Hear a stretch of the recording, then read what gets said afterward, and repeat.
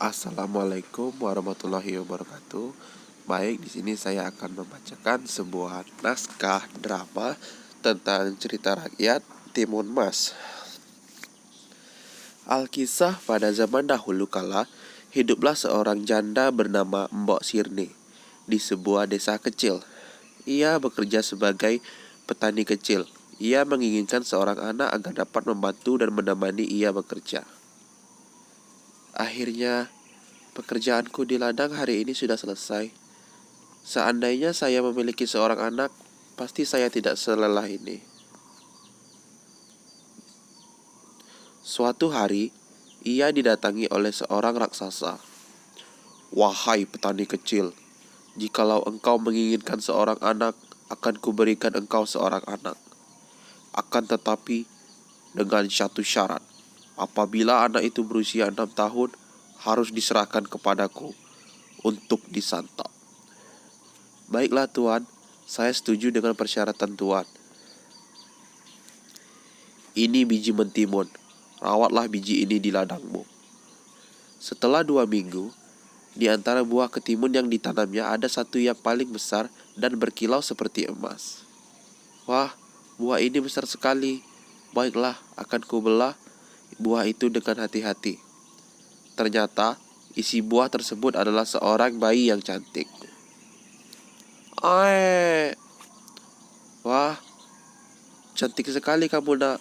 Mulai sekarang, ibu akan memanggilmu Timun Emas, karena kamu berasal dari timun yang berwarna emas." Semakin hari, Timun Emas tumbuh menjadi gadis jelita yang rajin membantu ibunya. "Ibu, saya pergi mencari kayu bakar dulu ya."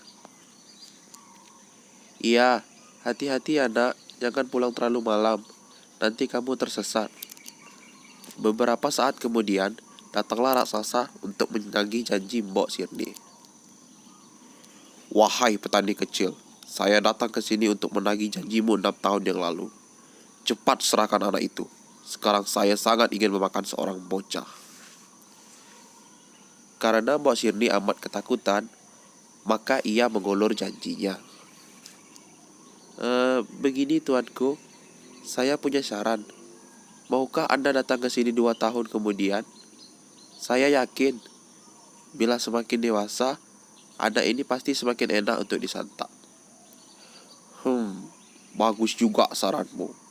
Baiklah, saya akan datang ke sini 2 tahun kemudian untuk menagih janjimu." Hari berganti hari, Mbok Sirni makin sayang pada Timun Mas. Namun, setiap kali ia teringat akan janjinya, hatinya pun menjadi cemas dan sedih. "Bunda, ini sudah larut malam. Kenapa Bunda belum tidur?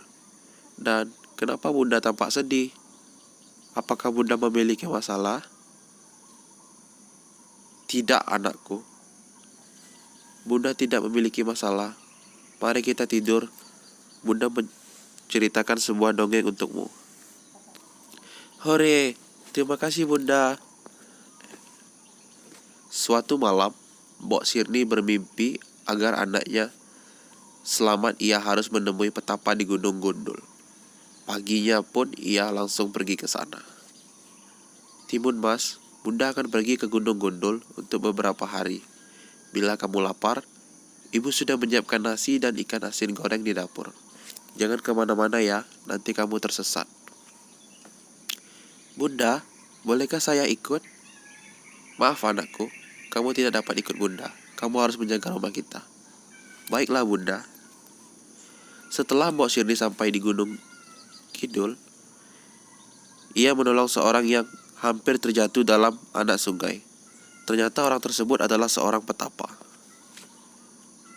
"Terima kasih engkau telah menolongku. Ternyata engkau seorang yang murah hati.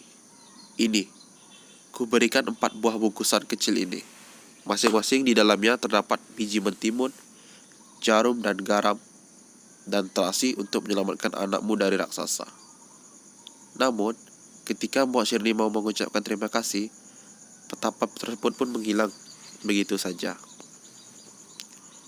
Mbok Sirni pun pulang ke rumahnya. Sesampai di rumah, ia menceritakan semua yang telah terjadi kepada Timun Mas.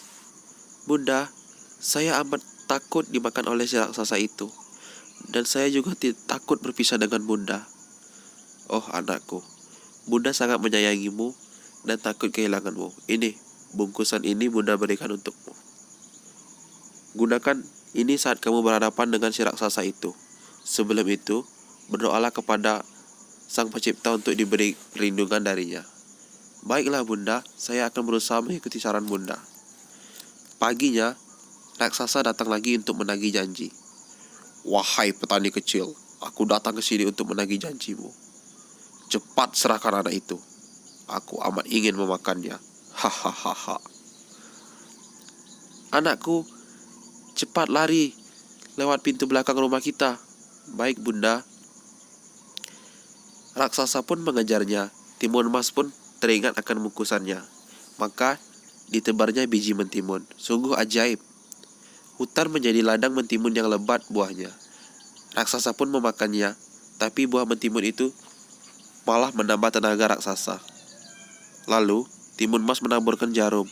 Dalam sekejap tumbuhlah pohon-pohon bambu yang sangat tinggi dan tajam.